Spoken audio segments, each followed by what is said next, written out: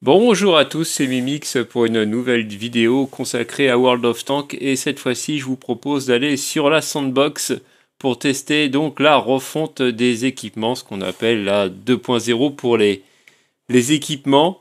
Donc avant d'aller dans le garage, je tiens à rappeler que ce que vous allez voir c'est du serveur sandbox, donc ce n'est pas encore en jeu, ce n'est même pas sur le serveur test. Et il y a quand même un pourcentage de chance non négligeable pour que ça ne voit absolument jamais le jour, donc pas paniquer. C'est une simple présentation. On a un exemple récent et très concret, c'est la refonte des munitions AP Gold et HE qui avait été également testé sur le serveur Sandbox et ce test n'avait pas été concluant et ça n'a jamais été mis en place dans le jeu. Donc là, ce que je vais vous présenter, ça reste du conditionnel. Allez, voilà, c'est parti. On se retrouve tout de suite dans le garage.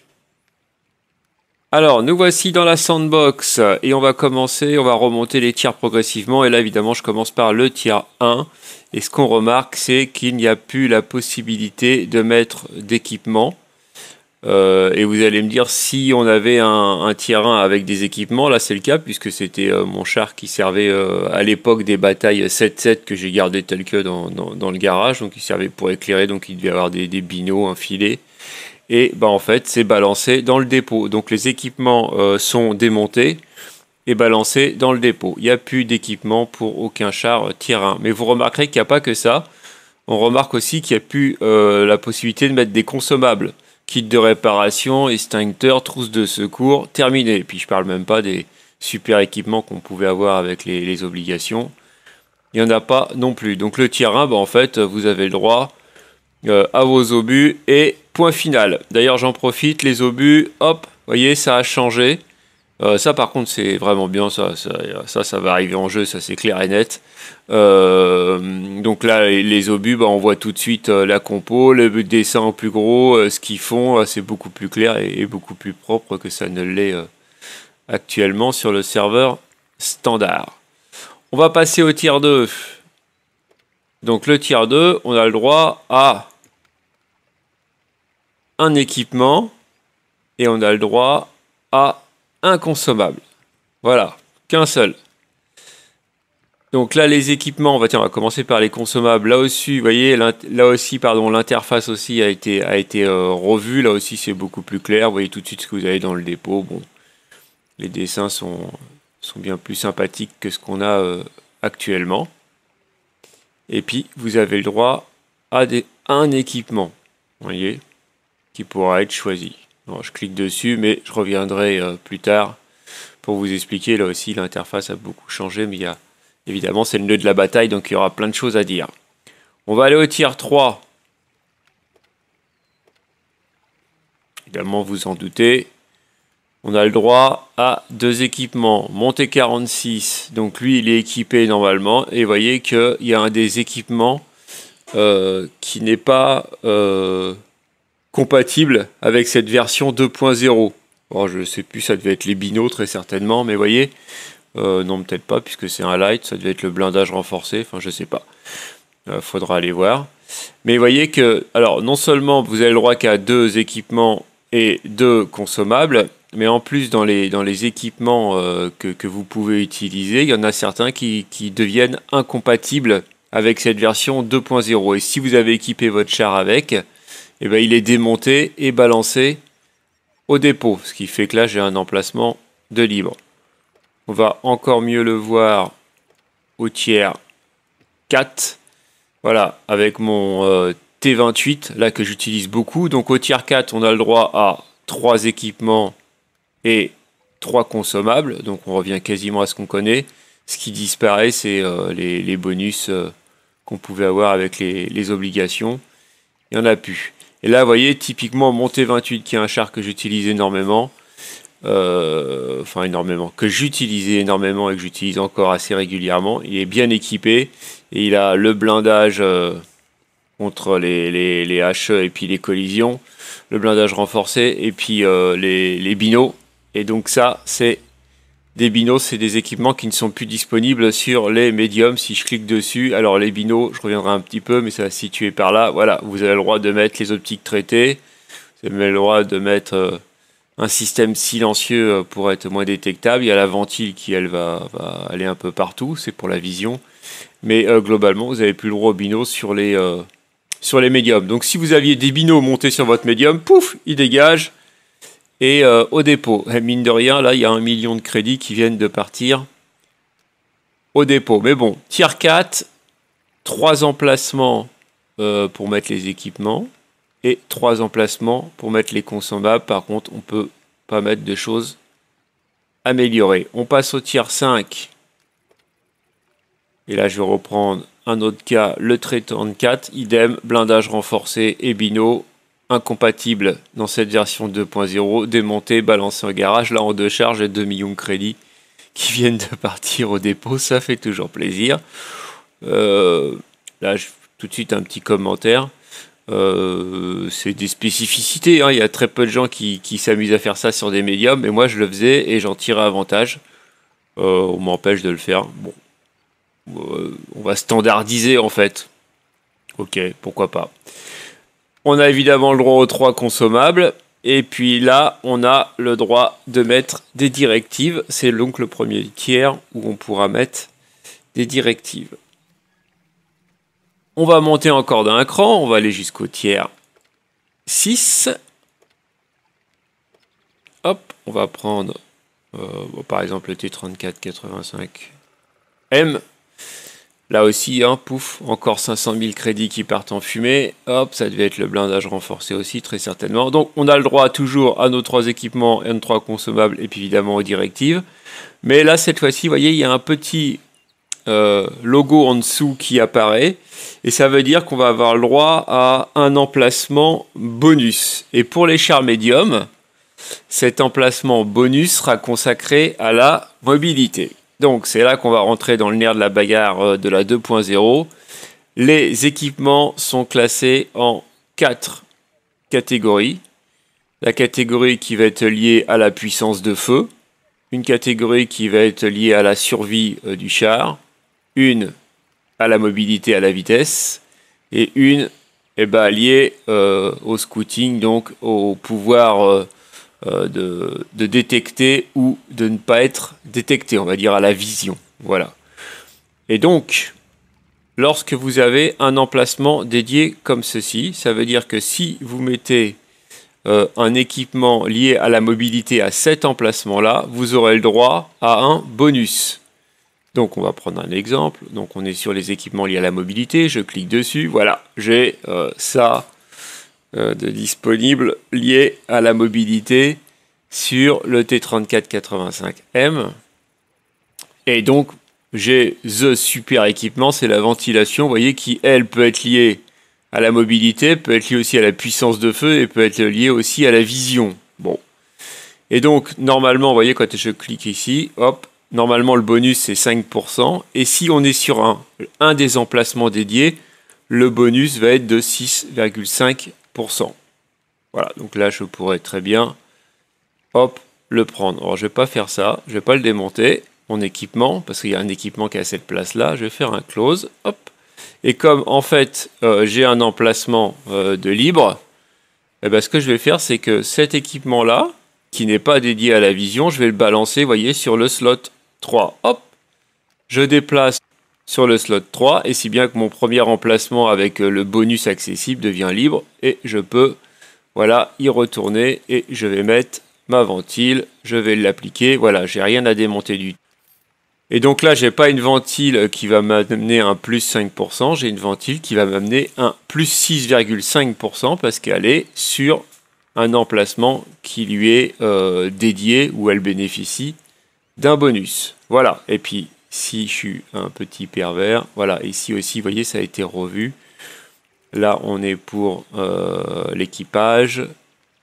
Là, on va aller sur l'équipement et je peux rajouter ça et paf, j'ai, voilà, je vais encore bénéficier de plus de pourcentage supplémentaire par rapport à un équipement qui est déjà en bonus. Voilà.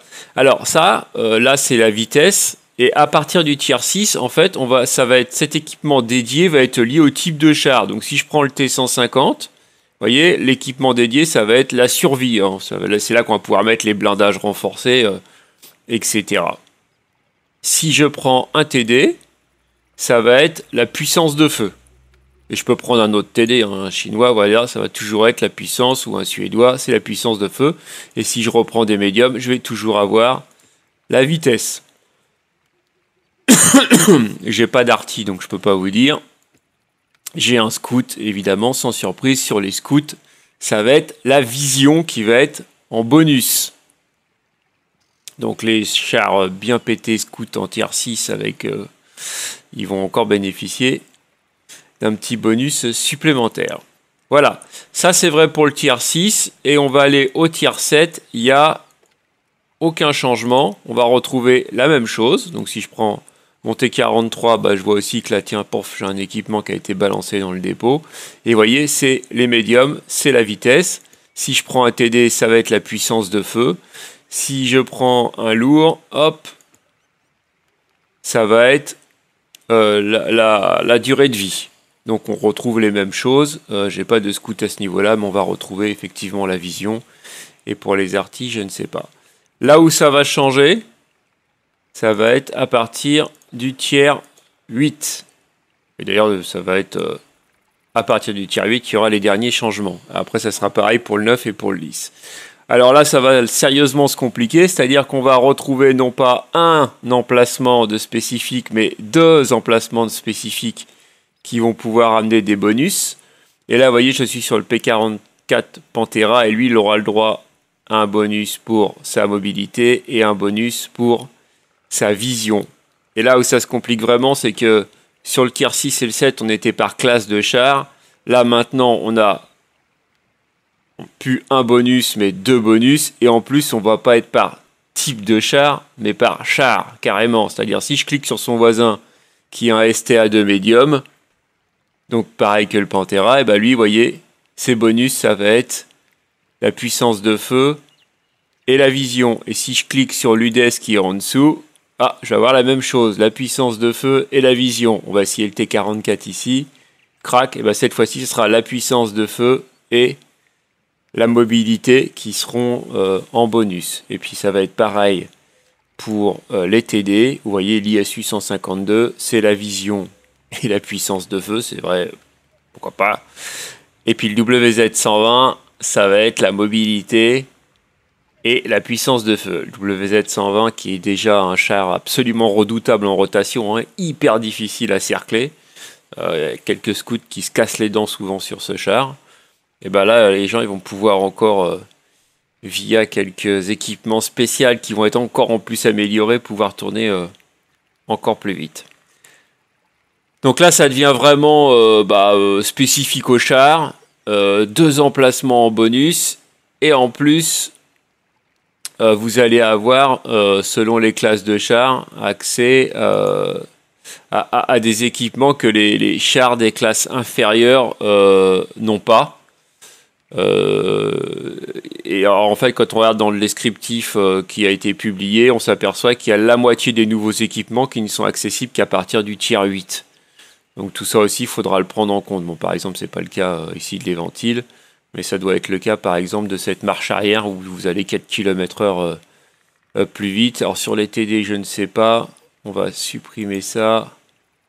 Bon, vous voyez, vous avez ce genre de nouveaux équipements, mais ceux-là sont accessibles partout. Je crois que c'est sur les médiums. On va prendre un médium, on va regarder, clac. On va prendre un médium. Voilà, par contre, lui, il a un bonus sur la vision. Et sur les médiums, par exemple, voilà, vous avez cette vue panoramique qui va vous permettre de détecter mieux vos ennemis quand ils ne bougent pas. Bon, il y a d'autres équipements comme ça, suivant les types, qui sont nouveaux, qui vont amener pas mal de choses et qui ne sont pas forcément disponibles avant le tier 8. Voilà, il y en a, oui. Par exemple, dans les nouveaux équipements qu'il faut noter et qui sont disponibles tout de suite dès le plus petit tiers, dès le tier 2 où on peut en mettre un, c'est celui-là. Voilà. Donc ça va carrément vous réduire la taille de votre focus. Donc on avait des choses qui permettaient d'avoir un défocus moins important, des choses qui permettaient de focuser plus vite, mais on n'avait pas de trucs qui permettaient d'avoir un cercle de visée plus petit. Et comme c'est en pourcent, si vous avez un char qui tire dans les coins et que vous pouvez mettre un équipement bonus lié à la puissance de feu, vous voyez que vous allez avoir carrément moins 9%. Ça commence à devenir quelque chose, hein. Moins 9% de taille de cercle de visée. Donc sur un KV2 ou un ISU, je ne sais pas s'ils y ont le droit. Je me souviens plus, on peut regarder vite fait là. L'ISU 152 par exemple, est-ce qu'il a le droit à un bonus? Oui, voilà, il a le droit à un bonus sur la puissance de feu. Donc on pourrait très bien imaginer mettre cet équipement là. Et vous voyez, c'est directement écrit. Et là, vous aurez une réduction de votre cercle de visée de 9%. Voilà. Bon, je vous laisse revenir vers tout le descriptif qui a été donné par Wargaming pour découvrir tous ces nouveaux équipements. Gardez de vue qu'il y en a la moitié qui sont disponibles qu'à partir du tier 8. Qu'est-ce que je peux dire? En première conclusion, on fera des tests en bataille évidemment un petit peu plus tard. En première conclusion, c'est un avis personnel évidemment, hein. Ce que je trouve bien, c'est sur les tiers 1, 2, 3, en fait, on va mettre tout le monde en slip, hein. Il n'y aura plus d'équipement possible et plus de consommables possibles. Et ça va éviter d'avoir des mecs qui arrivent avec des chars complètement fumés, avec des équipements dans tous les sens qui coûtent une fortune qu'un nouveau joueur ne peut pas avoir. Et donc ça augmente encore l'écart entre les joueurs qui ont un peu de crédit et ceux qui n'en ont pas, ou qui ont un peu d'expérience ou qui n'en ont pas. Et je trouve que c'est bien de permettre aux jeunes joueurs de progressivement rentrer dans le jeu et pas se retrouver à devoir dépenser des fortunes ou à se retrouver face à des joueurs qui non seulement sont plus expérimentés, mais en plus ont des chars 1 milliard de fois mieux équipés. C'était pas très bien. Et là, ça rééquilibre un petit peu les choses. Donc progressivement, le joueur va rentrer dans le jeu. Progressivement, on va lui en rajouter. Il n'en aura pas au début. Il aura le droit à 1 plus tard, puis à 2 quand il va arriver au tier 3. Et puis à partir du tier 4, il en aura 3 consommables. Et on va complexifier comme ça jusqu'au tier 8 où il aura un full panel. Donc ça, je trouve ça plutôt pas mal. Après, il y a quelque chose qui me dérange. Alors là, vraiment. Et ça rejoint en fait le dernier test Sandbox. Et ce que j'avais dit, alors vous vous souvenez, le dernier test Sandbox, c'est encore assez récent. Il y avait une réforme complète de l'arbre technologique, plus des munitions. Ce qui concernait l'arbre technologique a vu le jour. Ce qui concernait les munitions n'a pas vu le jour. Entre autres, ce que j'avais dit, c'est que on pénalisait le char le plus faible. C'est-à-dire le char de tier 6 qui affronte un tier 8. Lui risque d'avoir besoin de golder pour de vrai, tirer de la munition améliorée, et on nerf la munition améliorée. Déjà, il a le plus petit char, il a moins de PV, et en plus, on lui nerf sa munition qui permet de rétablir un peu l'équilibre. Alors que le gros char, lui, il n'a pas besoin de tirer de la munition améliorée sur un petit char, et lui, il n'était pas du tout nerfé. Donc, on agrandissait encore le fossé. Là, je trouve qu'on refait la même chose. C'est-à-dire, si je suis en tier 6 par rapport à un tier 8, je vais avoir qu'un seul emplacement d'équipement amélioré, alors que le tier 8, lui, pourra bénéficier de 2 emplacements d'équipement amélioré. Et ça, c'est pas tout à fait normal, parce que là, encore une fois, c'est le gros char qui va bénéficier de plus de possibilités. Et en plus, la moitié des équipements nouveaux qui ont été créés, la moitié, ils ne sont accessibles qu'à partir du tier 8. C'est-à-dire, on va encore agrandir. Et alors là, qui se coule, on sait très bien, puisqu'on joue beaucoup de tier 6 et on tombe souvent sur des tier 8, que c'est très compliqué d'affronter des tier 8 quand on est en tier 6. C'est pas mission impossible, mais pas très loin quand même.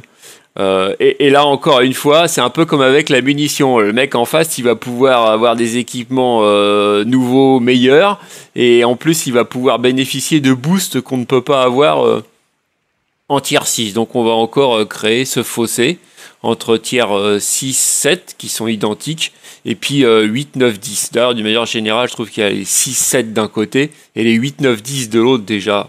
Et là, on va encore agrandir ce fossé. Et ça, je trouve ça pas terrible dans l'intérêt des joueurs. Hein, là, le gars, il aura le droit à ces deux emplacements. Et puis là, il y a vraiment des spécificités, puisque chaque char quasiment pourra se personnaliser. Et ça, je trouve ça dommage. Voilà, ça c'est une première impression. Après, on ira voir tout ça en bataille. Je vous remercie et je vous dis à bientôt pour une nouvelle vidéo. A plus!